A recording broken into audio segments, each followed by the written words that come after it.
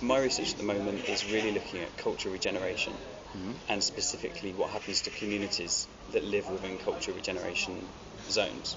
What is cultural regeneration?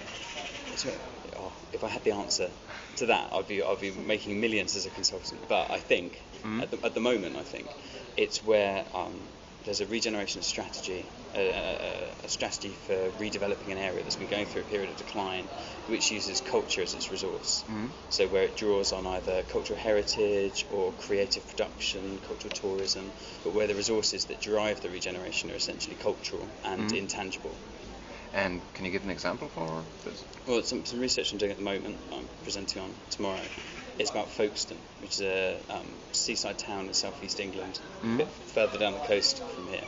And there's a cultural entrepreneur who's spending millions of pounds regenerating the former harbour area through the construction of a creative quarter, which is redeveloping property that was formerly part of the local tourism industry, and as the tourism industry declined, he's bought it up and he's making it available to artists at a very low rent, in the hope that they then develop creative businesses which attract tourism to the area, and there are sort of cafes and a new art gallery opening and a new performing arts centre.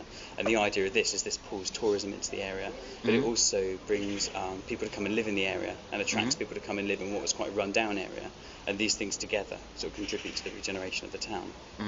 So that's what I'm really interested in at the moment, specifically what happens to communities that live in this area, because these places already have a set of meanings, often really contested meanings, but they have meanings that are to do with 200 or 300 years of being a port, of being a fishing town, of being a tourism destination, and those meanings are really ingrained in people's minds, in the architecture, in the way people move through the town, and I'm interested in what happens when a new set of cultural meanings is superimposed on this, and how do people feel when they go through that, and how do they understand their relationship to the place where they live when they become the subjects of cultural regeneration.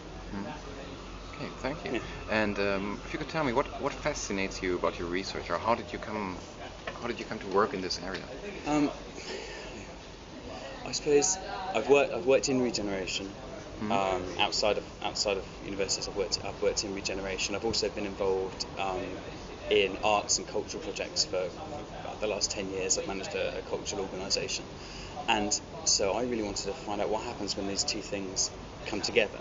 And what I found when I first started looking into this field was a lot of rhetoric, especially from government, from local authorities right up to government ministers, talking about the power of culture or the benefits of culture, and it was all very unproblematic, and it was all unquestionably good, that culture was a fantastic thing and we should all have more of it, whatever that meant, and that if we just had a bit more culture, everything would work its way out.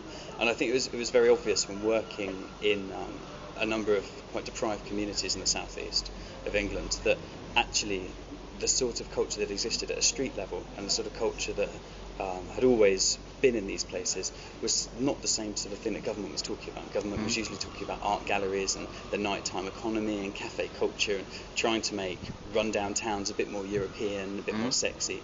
And there was a really clear clash there that just wasn't being explored in the policy rhetoric. So what I wanted to do was sort of start unpicking that, have a look at that.